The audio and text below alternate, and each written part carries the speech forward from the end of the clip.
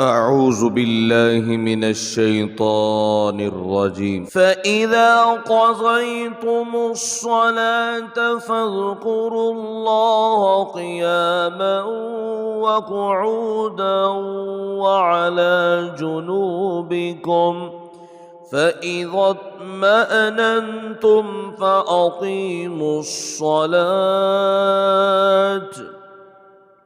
إن الصلاة كانت على المؤمنين كتابا موقوتا. ولا تهنوا في ابتغاء القوم إن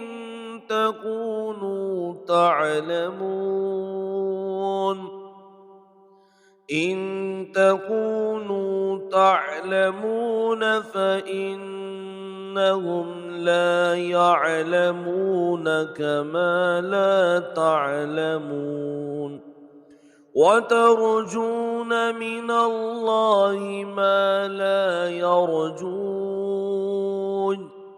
وكان الله عليما حكيما.